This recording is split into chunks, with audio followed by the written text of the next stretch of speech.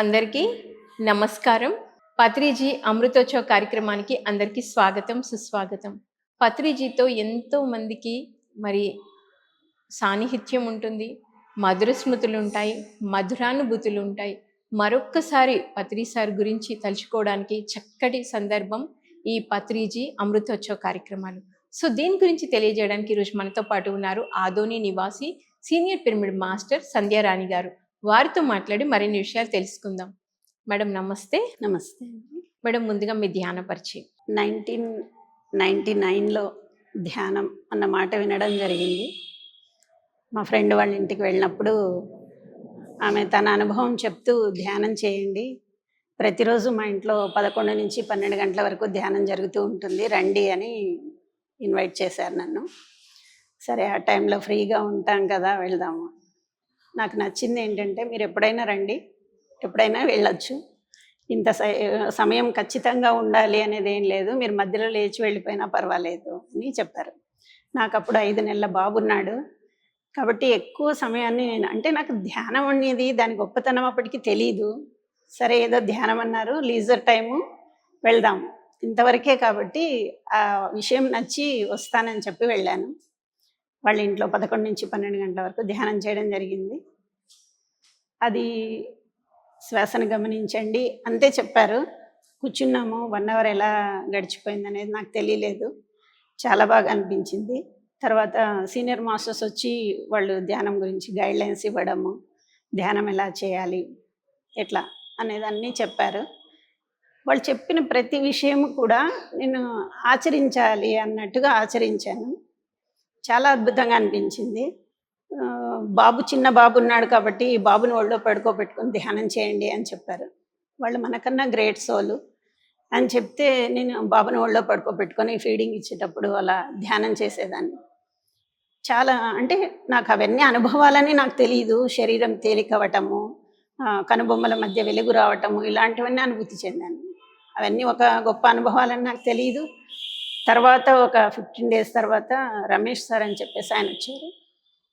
చెప్పాను కదా, మధ్యలో లేచి వెళ్ళిపోవచ్చు అని. నాకు టైం అయింది, ఆ రోజు నేను లేచి వచ్చేస్తున్నాను సార్ చెప్తూ ఉంటే కూడాను. అప్పుడు సార్, ఏంటమ్మా కొత్తగా వస్తున్నావా, ఏంటి అనుభవాలంటే, సార్ చేస్తున్నాను ధ్యానము, నాకు ఇట్లా అనిపిస్తుంది అంటే, ఎంత అద్భుతం అమ్మా, ఇవన్నీ ఎంత గొప్ప అనుభవాలు అని చెప్పారు. ఓ, ధ్యానంలో అనుభవాలా ఇవన్నీ అనేది నాకు అప్పుడు తెలిసింది. ఈ విధంగా నేను ధ్యానం అనేది స్టార్ట్ చేశాను. ఓకే, అంటే మరి ధ్యాన సాధన ద్వారా మీలో వచ్చిన మార్పులు ఏంటి మేడం? అంటే మీ వ్యక్తిత్వంలో మార్పు, లేకపోతే ఏదైనా ప్రాపంచికంగా మీకు వచ్చిన డెవలప్మెంట్, చేంజెస్, ఏదైనా ఎలాంటి లాభాలను మీరు పొందారు ధ్యానం ద్వారా? ఒక విషయం చెప్పాలి ఏంటి అంటే, ధ్యానం ద్వారా లాభాలు వస్తాయనేది నాకు తెలియదు. ధ్యానం చేయాలి, ధ్యానం అంటే ఏంటి, ధ్యానం అనేది ఒక గొప్పది, ఇవన్నీ ఏమీ తెలియని అప్పుడు నేను ధ్యానంలోకి ఎంటర్ అయ్యాను. ఓకే, నాకు వచ్చిన బెనిఫిట్ ఏంటి అనేది ఆఫ్టర్ 3 years, అప్పుడు నేను కంటిన్యూ చేయలేదు యాక్చువల్గా చెప్పాలంటే. ఏదో గుర్తొచ్చినప్పుడు 10 నిమిషాలు చేసేదాన్ని, అట్లా చేసేదాన్ని. ఇంత సమయం అని కూర్చోవడము, అదే పనిగా సాధన చేయటం అనేది నాకు భౌతికమైన పరిస్థితులు, నాకు అప్పుడు అంటే చెప్తున్నాను కదా, ధ్యానంకు విలువ తెలియక అంతే అలా ఉన్నది. తర్వాత నాకు ఒక చిన్న హెల్త్ ఇష్యూ వచ్చింది. నేను జారి పడ్డం ద్వారా వెన్నెముకలో ఎయిర్ క్రాక్ వచ్చి చాలా సఫర్ అయ్యాను అనమాట. కింద కూర్చోకూడదు, స్టెప్స్ ఎక్కకూడదు, వెహికల్ మీద వెళ్ళకూడదు, వంగకూడదు, ఇట్లా అన్ని రెస్ట్రిక్షన్స్ వచ్చాయి నాకు. అప్పుడు ఇక్కడ మాకు ఆదోనిలో మున్సిపల్ గ్రౌండ్లో పిరమిడ్ ఉంది. అప్పటికి పిరమిడ్ ఇంకా అవ్వలేదు. అప్పుడు సంకల్ప ధ్యానం అనేది చేస్తూ ఉన్నారు ఇక్కడ. పిరమిడ్కి స్థలం రావాలి అన్న ఒక సంకల్పంతో ధ్యానం చేస్తున్నారు. అప్పటికి మా అబ్బాయికి 3 years. వాళ్ళు స్కూల్కి వెళ్తూ ఉన్నారు. సాయంత్రం మా హస్బెండ్ అన్నారు, నువ్వు ఫ్రీగానే ఉంటావు కదా, టీవీ చూస్తూ కూర్చునే బదులు అక్కడ గ్రౌండ్లోకి వెళ్ళి ధ్యానం చేయొచ్చు కదా, ధ్యానం చేస్తే అన్ని హెల్త్ ప్రాబ్లమ్స్ పోతాయంట, నువ్వు వెళ్ళు అని చెప్పారు. నేను బెడ్ రెస్ట్ ట్రీట్మెంట్ అన్నీ తీసుకున్నా, నాకు రిజల్ట్ లేదు. బ్యాక్ పెయిన్తో బాగా సఫర్ అవుతున్నాను. అప్పుడు నేను అనుకున్నాను, బ్యాక్ సపోర్ట్ లేకుండా కూర్చోవద్దన్నారు, ఇక్కడ గ్రౌండ్లో ధ్యానం జరుగుతుంది, మరి నేను వెళ్ళి కూర్చుంటా, నాకు బ్యాక్ పెయిన్ రాకపోతే కంటిన్యూ చేద్దాం, లేకపోతే లేదన్నట్టుగా వచ్చి కూర్చున్నాను. ధ్యానం అనేది రోజు 6 to 7 ఉండేది ఇక్కడ గ్రౌండ్లో, కంటిన్యూ చేశాను. తర్వాత ఎందుకు వచ్చారు ధ్యానంలోకి అని ఒక సీనియర్ మాస్టర్ అడిగారు. ఇట్లా చెప్పాను, మరి తగ్గిపోయిందా అని అడిగారు. అప్పుడు గుర్తొచ్చింది, అవును కదా తగ్గిపోయింది, ఎప్పుడు తగ్గిపోయింది. అంటే ఓకే. మనం ఏదైతే ధ్యానం చేస్తూ ఉన్నామో మన హెల్త్ ప్రాబ్లం ఎలా వెళ్ళిపోతుంది అనేది కూడా తెలియకుండానే వెళ్ళిపోయింది. ఇంక మామూలుగా మెంటల్గా ఒక అంటే మానసికంగా చాలా లిమిటేషన్స్తో ఉంటాము ఒక గృహిణిగా మనము. అవన్నీ వెళ్ళిపోయాయి. నేను ఎక్కువగా ఎవరితో మాట్లాడేదాన్ని కాదు, నాకు అసలు ఫ్రెండ్స్ కూడా లేరు. అట్లాంటిది చాలామంది ఫ్రెండ్స్. ఫ్రెండ్షిప్ అంటే ఏంటి, అన్కండిషనల్ లవ్ అంటే ఏంటి అనేది నాకు అప్పుడు అర్థమైందనమాట. భౌతిక జీవితంలో చాలా మార్పులు, అన్నిటిని యాక్సెప్ట్ చేయటము, ఫ్యామిలీలో ఏది జరిగినా కూడాను దాన్ని స్వీకరించగలగడము. వ్యక్తుల్ని మనము ధ్యానానికి ముందు ఏం చేస్తామంటే కొన్ని ఎక్స్పెక్టేషన్స్తో రిలేషన్షిప్ అనేది ఉంటుంది మనకు. ఎప్పుడైతే ధ్యానంలోకి వచ్చామో వితౌట్ ఎక్స్పెక్టేషన్ లవ్ అనేది అనుభూతి చెందాను. మరి శాకాహారిగా ఎప్పుడు మారారు మేడం? నేను పుట్టుకతోనే శాకాహారిని. ఉమ్. చిన్నప్పటి నుంచి కూడా వెల్లుల్లి కూడా తినేదాన్ని కాదు. ఓకే. సో మరి పత్రి సార్ని మీరు మొట్టమొదటగా ఎప్పుడు చూశారు? అసలు చూడగానే ఏమనిపించింది? పత్రి సార్ని అదే చెప్పాను, గురుముఖత ధ్యానం నేర్చుకుంటారు, గురువు చెప్పాలి, ఇవి ఏవి నాకు తెలియదండి. నేను ధ్యానంలోకి వచ్చి ఇక్కడ కంటిన్యూగా ధ్యానం చేస్తూ ఉన్నప్పుడు శివరాత్రికి గుంతకల్లో శివరాత్రి ధ్యానం జరుగుతోంది అని చెప్పి అందరూ ఆదోన్ నుంచి మాస్టర్స్ అందరూ వెళ్తూ ఉన్నారు. అప్పుడు అన్నారనమాట, మేమందరం వెళ్తున్నాము, వచ్చేవాళ్ళు రావచ్చు ట్రైన్కి, ఆదోన్ నుంచి వెళ్తాము అని చెప్పారు. అంటే వెళ్ళాలా గుంతకల్కి, పిల్లలు చిన్న పిల్లలు స్కూల్కి వెళ్ళే పిల్లలు, బై లక్ బై ఛాన్స్ మా అత్తమ్మ ఇంట్లో ఉన్నారు ఆ రోజు. సరే వెళ్దామని చెప్పేసి అడిగాను ఇంట్లో, వెళ్ళు అన్నారు. నాకు అప్పుడు తెలుసు, ఓ ధ్యానానికి ఒక గురువు ఉంటారు, ఆయన చూడాలి. ఓకే. అప్పుడు వెళ్ళాను. అప్పటికి నేను చాలా విన్నాను సార్ గురించి. సార్ గురించి చాలా వరకు ఏం చెప్తుంటారు, సార్కి కోపం ఎక్కువ, సార్ కొట్టేస్తారు, సార్ దగ్గరికి వెళ్తే తిట్టేస్తారు, ఇట్లాంటివన్నీ విన్నాను. కాబట్టి మనకి ఎందుకు వచ్చిన గొడవ, దూరం నుంచి చూద్దాము, పిరమిడ్ కూడా చూడలేదు అప్పటి వరకు నేను, కాబట్టి పిరమిడ్ ఎట్లా ఉంటుందో చూద్దాం, గుంతకల్ పిరమిడ్ అని చెప్పేసి వెళ్ళాను. దూరం నుంచి చూశాను, ఆ అనుభూతిని మాటల్లో చెప్పలేను నేను. ఎంత భయంతో అయితే వెళ్ళానో సార్ని చూసినప్పుడు అనిపించింది, నాకే ఆశ్చర్యం వేసింది, ఆ అనుభూతి ఎందుకు కలిగింది, నిజంగా అంత ఎక్స్ప్రెస్ చేయలేను సార్ని ఫస్ట్ చూడటం అది నేను. సో మరి సార్ కాన్సెప్ట్స్ మేడం, మిమ్మల్ని ఎక్కువగా అంటే సార్ చాలా కాన్సెప్ట్స్ చెప్పి ఉన్నారు, మీలో చేంజెస్ రావడానికి సార్ కాన్సెప్ట్ ఏది కారణం? సార్ కాన్సెప్ట్లో నాకు నచ్చింది ఆధ్యాత్మిక శాస్త్రం అనే సీడీ ఫస్ట్ చూశాను నేను.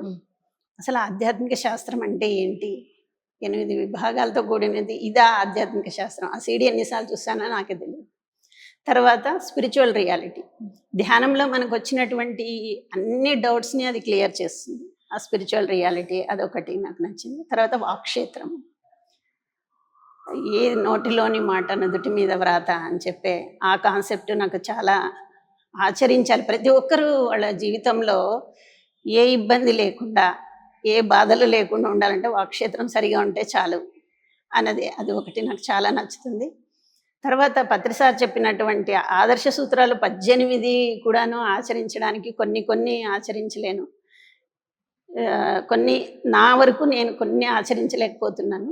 వ్యక్తిగత సూత్రాల్లో నాకు చాలా నచ్చేది, అన్నీ నువ్వై చెయ్యి, ఫలితాన్ని అందరితో పంచు అని చెప్తూ ఉంటారు సార్. అది క్రెడిట్ వేరే వాళ్ళకి ఇవ్వు, పని నువ్వు చెయ్యు, క్రెడిట్ వేరే వాళ్ళకి ఇవ్వు, అందరికీ ఇవ్వు అని చెప్తాను. అది నేను ఆచరిస్తాను. దానివల్ల నేను 2 లాభాలు పొందుతాను అనుకుంటాను. ఒకటి, నాకు అహంకారం రాదు, ఇంకొకటి అందరితో మైత్రీతత్వం అనేది పెరుగుతుంది. అది నాకు చాలా నచ్చుతుంది. మరి సారు బుక్స్, సారు తులసీదళం రాశారు, భగవద్గీత తీసుకొచ్చారు, ఎన్నో స్టార్టింగ్లో చాలా బుక్స్ ఉండేవి పత్రి సార్వి, వాటి గురించి చెప్పండి. పత్రి సారు మనకిచ్చిన ఒక గొప్ప వరం స్వాధ్యాయం. మిగిలిన సొసైటీస్లో స్వాధ్యాయానికి అంత ప్రిఫరెన్స్ ఇవ్వరు. సజ్జన సాంగత్యం కూడాను బోధనల వరకే ఉంటుంది తప్ప ప్రతి ఒక్కరూ వాళ్ళ అనుభవాల్ని షేర్ చేసుకోవడం అనేది ఉండదు. మన సొసైటీలో ముఖ్యంగా ఇవి 2 కూడా, స్వాధ్యాయము సజ్జన సాంగత్యం అనేవి చాలా ఉపయోగపడతాయి మేడం ప్రతి ఒక్కరి ఎదుగుదలకి. ఒక పుస్తకాన్ని మనం చదివితే వాళ్ళ జీవితంలో వాళ్ళు చేసిన సాధన మొత్తము కూడాను మనకి తెలిసిపోతుంది. సార్ ఎప్పుడు చెప్తూ ఉంటారు, నేను ఒక పుస్తకాన్ని చదివేటప్పుడు ఎప్పుడు కూడాను అండర్లైన్ చేయకుండా చదవటం నాకు రాదు, ఎప్పుడు అండర్లైన్ చేస్తూ చదివేదాన్ని. ఒకసారి సార్ చెప్పాడు, బుక్ చదవడం అంటే మనం చదువుతున్నప్పుడు అండర్లైన్ చేస్తూ వెళ్ళాలయ్యా మనకు నచ్చిన పాయింట్స్ అని. ఓ కరెక్ట్గా బుక్ చదువుతున్నానా అని అనిపించింది. మాకు ఇక్కడ చక్కగా లైబ్రరీ ఉంది. ఈవినింగ్ స్వాధ్యాయం చేస్తాం మేము. చాలా బుక్స్ చదివి ఒక 10 మంది ఉంటాం మేము. దాన్ని డిస్కస్ చేస్తూ చాలా బుక్స్ చదువుతాము. తులసీదళంలో కాన్సెప్ట్స్ కానివ్వండి, ధ్యాన జగత్ కానివ్వండి, సీతాయణము, తర్వాత 1000 సీడ్స్ ఆఫ్ జాయ్, ఇలా నాకు ఎక్కువగా నచ్చేవి సెరిడారియన్ బుక్స్. టార్కమ్ సెరిడారియన్ బుక్స్ అంటే నాకు చాలా ఇష్టము. నేను ప్రతి బుక్ చదువుతాను. పౌర్ణమి ధ్యానము, ఇవన్నీ బుక్స్. నిజంగా ఈ బుక్స్ అన్నీ చదవకపోతే మన జ్ఞానం అనేది చాలా లిమిటెడ్గా ఉంటుంది. ఎప్పుడైతే బుక్స్ చదువుతామో ఎన్నో విషయాల్లో మనం ఎదుగుతామో, అవగాహన అనేది పెరుగుతుంది. ఇది నా అనుభవం. పత్రి సార్ వంట గురించి చెప్పండి మేడం. పత్రి సార్ 2 సార్లు మా ఇంటికి వచ్చారు. ఓకే. నా అదృష్టం ఏంటంటే మా అపార్ట్మెంట్ ఓపెనింగ్ సార్ చేతుల మీదుగా జరిగింది. మ్మ్. సార్ ఎప్పుడు వచ్చినా కూడాను వంట రూమ్లోకి వెళ్ళాలంటే మేము భయపడతాం. ఓకే. కానీ సార్ ఎంత చక్కగా వండుతారంటే మసాలా డబ్బాలు అవసరం లేదు, మిక్సీ అవసరం లేదు. కరెక్ట్. వండిన పదార్థము అంత రుచిగా ఉంటుంది. ఏ కూరగాయని ఏ విధంగా వండాలి అనేది సార్ దగ్గర నేర్చుకోవాలి. కొన్ని వంటలు నా వంటల్లో కూడా యాడ్ అయిపోయాయి సార్ వంటలు. ఓకే. చాలా బాగా చేస్తారు. ఆలు ఫ్రై, గోరుచిక్కుడుకాయ వేపుడు, కాకరకాయ. ఆ కాకరకాయని మనం ఎన్ని మసాలాలు వేసినా చేదొస్తుంది. సార్ చేసే మెథడ్లో చేస్తే చేదే ఉండదు అసలు. సార్కి బజ్జీలు అంటే చాలా ఇష్టము. ఎప్పుడు వచ్చినా కూడా మిరపకాయ బజ్జీలు. సార్ వంట భోజనం విషయంలో నాకు ఒక చిన్న అనుభవం ఉంది. మా ఇంటికి వచ్చారు సార్ అని చెప్పాను కదా. ఒక మేడం అన్నారు, సార్కి వెండి పళ్ళెంలో పెట్టి ఇవ్వు భోజనము అని అన్నారు. సరే అని వెండి పళ్ళెం తీసుకుంటూ ఉన్నాను. ఇలా చూశారు. అందరికీ పెడతావా వెండి పళ్ళెంలో అన్నారు. నాకేం అర్థం కాదు. సార్ మా ఇంట్లో 2 ఉన్నాయి సార్ అన్నారు. అంటే ఓకే ఓకే పెట్టు పెట్టు అన్నారు. అంటే ఇక్కడ ఏంటి, వెండి పళ్ళెంలో పెట్టు నేనేదో ప్రదర్శించుకోవడానికి చేస్తున్నానా అని నన్ను ఆయన టెస్ట్ చేశారు అని అనిపించింది. ఎప్పుడైతే నాలో అహంకారం లేదో సింపుల్గా సమాధానం ఇచ్చానో సరే సరే ఇవ్వు అన్నారు. ఇంకొకటి ఏంటంటే సార్ ఎప్పుడు స్వీట్ తినరు. మా ఇంట్లో ఆ రోజు స్వీట్ తీసుకెళ్ళి సార్కి స్వీట్ పెట్టలేదు. మేము తినరన్న విషయం నాకు తెలియదు. సార్కి స్వీట్ పెట్టలేదు అన్నాను. వీళ్ళందరూ ఉన్నారు కదా తోటి మెడిటేటర్స్ అందరూ, వెళ్ళి అడుగు అనేసి అన్నారు. వెళ్ళి సార్ స్వీట్ సార్ అన్నాను. ఇట్లాగే చూశారు. సరే ఇవ్వు చిన్న పీసు అని తీసుకున్నారనమాట. తిన్నాడా సార్ తిన్నాడా అని అడుగుతున్నారు అంత. తర్వాత వడ్డించేటప్పుడు కూడాను ఎప్పుడు మన ఇంటికి వచ్చిన వ్యక్తికి కడుపు నిండా భోజనం పెట్టాలి అన్న ఆలోచనలో కాకుండా సార్ దగ్గర ఏదో మార్కులు కొట్టేయాలి, సార్కి ఏదో పెట్టేసి మనం ఏదో సార్ దగ్గర అవ్వాలి, ఆ భావనతో ఉన్న వాళ్ళని సార్ ఎప్పుడు దగ్గరికి రానివాడు, వడ్డించుకోడు వాళ్ళతో. అది నేను గమనించాను సార్. సో మరి మీరు పత్రి సార్ని చూసి ఏం నేర్చుకున్నారు మేడం? పత్రి సార్ నుంచి నేను నేర్చుకున్నది ఏంటంటే అందరినీ సమానంగా చూడటం. నాకు పిరమిడ్ సొసైటీలో నచ్చి నేను ఈ సొసైటీలో ముందుకెళ్ళిందే ఒకటే. ఎప్పుడు డబ్బున్న వాళ్ళని ఒకలాగా, డబ్బు లేని వాళ్ళని ఒకలాగా, కొత్తగా వచ్చిన వాళ్ళని ఒకలాగా, అట్లా వ్యక్తిని చూసి ఎప్పుడు కూడా సార్ ఆ విధంగా ప్రవర్తించింది నేనైతే చూడలేదు. అది నాకు సమానత్వం, అందరితో మిత్రత్వం, తపన. ఆయనకి ఎప్పుడు కూడాను నువ్వు ఏదైనా తెలుసుకోవాలి, సాధన చేయాలనే తపన ఉంటే ఆయన దగ్గరికి తీసుకుంటాడు. నువ్వు ఏదైనా అహంకారంతో ఏదైనా చెప్పాలి, నాకు ఒక అనుభవం వచ్చింది అనుకోండి, దాన్ని నేను సార్కి చెప్పాలి అని ఒక తపనతో చెప్తుంటే చాలా చక్కగా వింటారు సార్. అట్లా కాకుండా నాకు పెద్ద అనుభవం వచ్చేసింది, సార్ దగ్గర ఏదో చెప్పి గొప్పగా అనిపించుకోవాలన్నప్పుడు అసలు వినరు సార్. అది నేను కూడా గమనించాను, నా అనుభవంలోకి వచ్చింది. తర్వాత సార్ని ఏదైనా ప్రశ్నించాలంటే చాలా భయపడుతుంటారు. ఏదైనా మనం ప్రశ్నించాలి, సార్ ద్వారానే తెలుసుకోవాలి అన్న ఒక ఆలోచన వస్తే సారు పిలిచి మరీ అడుగుతారు, ఏంటి సంగతి అని చెప్పేసి. అది అనుభవంలోకి వచ్చింది నాకు. సార్ యొక్క ప్రేమ, ఆయన దగ్గరికి వచ్చినప్పుడు ఆయన ఇచ్చే షేక్ హ్యాండ్, ఆయన దగ్గరికి తీసుకునే ఆత్మీయత, దాన్ని అనుభవంలోకి అనుభూతి చెందితేనే అది అర్థమవుతుంది. ఎప్పుడు అనిపించలేదు నాకు. ఓకే. మీరు ఎప్పుడైనా మీ లైఫ్లో ఛాలెంజెస్ ఎదుర్కొంటున్నప్పుడు ఇంకా అసలు మొత్తం డిస్టర్బ్ అయ్యి ఆ మూడ్‌లో ఉన్నప్పుడు పత్రి సార్ స్వయంగా గాని, ఆయన బోధనల ద్వారా గాని, మళ్ళీ మిమ్మల్ని మీరు మోటివేట్ చేసుకొని, మళ్ళీ మీరు ఆ స్థితికి రావడానికి కారణం ఏంది? ఏదైనా ఉందా? జీవితంలో అంత పెద్ద ఒడిదుడుకులు అలా లేదు కానీ, ఒకటి నన్ను ఎవరైనా అడుగుతారు, ధ్యానం చేస్తే చే ఏ ఎలా ఉంటుంది అని. నేనన్నాను, ధ్యానం చేస్తే ఎలా ఉంటుంది కదా! చేయకపోయినప్పుడు ఎలా ఉంటుందనేది నాకు తెలుసు. ధ్యానం చేయకపోతే జీవితంలో జరిగే చిన్న చిన్న విషయాలను కూడా మనము తట్టుకోలేము.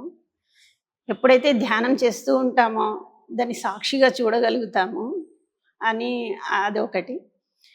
ఒక ధ్యానంలోకి స్టార్టింగ్‌లో వెళ్ళినప్పుడు చాలా అనుభవాలనేవి వస్తూ ఉంటాయి కదా! దాన్ని ఎప్పుడు షేర్ చేసుకునేదాన్ని. ఒక కొద్ది రోజులు ధ్యానం చేసిన తర్వాత ఇంకా ఎంప్టీనెస్ అనేది వస్తుంది. అప్పుడొచ్చినప్పుడు నాకు తెలీదది. తెలియకుండా ఏంటి నాకసలు కొద్దిగా ధ్యానంలో డిస్టర్బ్ అవుతున్నానా? ధ్యానం ఎందుకు చేయలేకపోతున్నాను ఎక్కువ గంటలు అని చెప్పి ఒకసారి సార్ దగ్గర, "సార్ నేను ఆగిపోయాను సార్, నేను వెనక్కి వెళ్ళిపోతున్నానని" కళ్ళలో నీళ్ళొచ్చేసాయి నాకు. తల మీద ఒకటి కొట్టి, "స్టూపిడ్. ఎప్పుడు వెనక్కెళ్ళటం అనేది ఉండదు. ఎప్పుడు ముందుకు వెళ్ళటమే ఉంటుంది ఆత్మస్థితిలో" అని చెప్పారు. అప్పటినుంచి ఇంకా నాకు ధ్యానంలో ఇది లేదు. ఒకటి ఏది వచ్చినా కూడాను నాకు గుర్తొచ్చేది ధ్యానం. ధ్యానం ఉంది కదా! ధ్యానం చేస్తే క్లియర్ అవుతుంది. ఏ సమస్య వచ్చినా కూడా, ఏదొచ్చినా కూడాను. ఈవెన్ కోవిడ్ టైంలో కూడా మా ఫ్యామిలీలో ముగ్గురం కోవిడ్ పాజిటివ్ వచ్చినప్పుడు కూడా మమ్మల్ని సర్వైవ్ చేసిందంటే ధ్యానం. ఓకే. ధ్యానము, సీతాయనం బుక్. హ్మ్. సో, ధ్యానం చేసుకునేవాళ్ళు స్వాధ్యాయం స్వాధ్యాయం చేసుకునేవాళ్ళు. చేసేవాళ్ళం. హ్మ్. అందరూ భయపడి ఎట్లా ఉన్నారు, ఎట్లా ఉన్నారని ఫోన్ చేశారు. మాకైతే అసలు భయం కానీ, టెన్షన్ కానీ ఏమీ లేదు. మా అమ్మాయి పెళ్లి 3 మంత్స్ ఉంది. అప్పుడు కోవిడ్ పాజిటివ్. అయినా కూడా మేము ఎక్కడా ధైర్యపడలేదు. ఆ ధైర్యం వచ్చిందంటే కేవలం ధ్యానము. సో, మరి పత్రి సార్‌తో మీకు మర్చిపోలేని ఒక చక్కటి మధురానుభూతి ఇప్పటికీ తలుచుకుంటూ ఉన్న అబ్బా! నా గురువు, నా స్నేహితుడు, నా తండ్రి నిజంగా ఇంత చక్కటి మధురానుభూతి నాకు మిగిల్చారా అంటే మీరేం చెప్తారు? సార్‌ని కలిసిన ప్రతిసారి కూడాను అది మెమరబులే మేడం. ఇది ఇదే మధురానుభూతి అని చెప్పడానికి ఏం లేదు. ప్రతిసారి సార్‌ని కలిసినప్పుడు ఏదో ఒక మధురానుభూతే ఉంటుంది. దాన్ని మళ్ళీ సారొచ్చేదాకా గుర్తు చేసుకునేవాళ్ళం. ఓకే. ఒకసారి సార్ ఎమ్మిగనూరు వస్తూ ఉన్నారు. సార్ అందరం ఎమ్మిగనూరుకి వెళ్దాము అట్లా అనేసి అన్నారు. ఆ రోజు ముందు రోజు నేను ధ్యానంలో కూర్చున్నాను. ధ్యానంలో కూర్చుంటే, "ఎందుకెళ్తావు ఎమ్మిగనూరుకి? సారే వస్తున్నారు ఆదోనికి" అని మెసేజ్ వచ్చింది నాకు. తర్వాత మార్నింగ్ లేస్తే, "లేదు సారే ఆదోని వస్తున్నారంట." "సార్ మీరొస్తున్నారని నాకు ముందే తెలుసంటే, నా షెడ్యూల్‌లోనే లేదు నీకెట్లా తెలుసు" అన్నారు సార్. అంటే, "లేదు సార్ నాకు రాత్రే మెసేజ్ వచ్చిందంటే, బిఎస్ఎన్ఎల్ అయ్యా, బ్రెత్ సంచార్ నిగమ్ లిమిటెడ్, వీళ్ళకి అన్నీ తెలిసిపోతుంటాయి మనకన్నా ముందు" అని అన్నారనమాట సార్. తర్వాత ఇంకొకసారి సార్‌ని ఒక ప్రశ్న అడిగాను. "సార్, గురువు అంటే శ్వాస అని చెప్తారు. మీరైతే నందవరంలో గురువు, మా గురువు, మా గురువు అని చెప్తూ ఉంటారు. గురువు సమాధి దగ్గర వేడుకలు చేస్తూ ఉన్నారు. మరి గురువు శరీరంతో లేనప్పుడు గురువు సమాధి దగ్గర ఏముంది సార్? ఎందుకు సార్?" అని అడిగాననమాట. హ్మ్. అంటే శరీరం అనేది సాధన కోసం ఆత్మ తీసుకొని వస్తుంది. మరి అంత గొప్ప శరీరాన్ని తీసుకొని ఉంటుంది కదా ఆత్మ. ఆ శరీరం దగ్గర కూడా పాజిటివ్ వైబ్రేషన్స్ ఉంటాయి. ఓకే. అందుకే సమాధి దగ్గర, ఒక యోగి సమాధి దగ్గర ఎక్కువ ఎనర్జీస్ ఉంటాయి. ఆ శరీరం కూడా గొప్పదే అని చెప్పారనమాట. ఓకే. సో, మరి ఇంత చక్కటి జీవితాన్ని మీకు అందించిన బ్రహ్మర్షి పితామహ పత్రిజీ గారికి కృతజ్ఞత చెప్పాలి అంటే మీరేం చెప్తారు? నేను సార్‌కి కృతజ్ఞత చెప్పాలి అంటే, వితౌట్ మెడిటేషన్ నా లైఫ్ అంటే ఏంటి అనేది నేను ఊహించుకోలేను. అది కేవలము ధ్యానానికి ఒక అర్హత ఉండాలి. ఇప్పుడు పతంజలి యోగ సూత్రాలు తీసుకుంటే దానికి అన్నీ కూడా నియమ అవన్నీ అయిన తర్వాత ధ్యానం నేర్పిస్తారు. ఒక సాధారణమైన వ్యక్తి, ఒక గృహిణి, ఒక పిల్లవాడు సార్ ఏం చెప్తాడు, మొక్కున్న ప్రతి ఒక్కరు ధ్యానం చేయాలి అని చెప్తాడు. అంత ఈజీ చేసి ప్రతి ఒక్కరికి ధ్యానం చేయటానికి అర్హత ఉంది అని చెప్పినందుకు సార్‌కి నేను వేల వేల కృతజ్ఞతలు తెలియజేస్తాను. ధ్యానం లేకపోతే నా జీవితం ఎట్లా ఉండేదనేది ఊహించుకోలేను నేను. ఎందుకంటే ధ్యానం అనేది జీవితంలో భాగం అయిపోయింది. ప్రతి విషయంలోనూ ధ్యానమే. యాహ్! Thank you madam.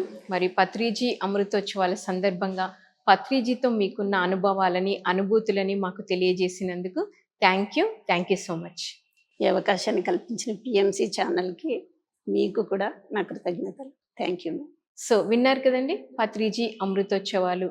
మరి పత్రిజీ ఎంతోమంది జీవితాల్లో ధ్యానాన్ని నేర్పించి ప్రతి ఒక్కరి జీవితంలో వెలుగు నింపారు. మరి పత్రిజీ అమృతోత్సవాల సందర్భంగా పత్రిజీ గురించి ఎన్నో విషయాలు తెలుసుకున్నాం.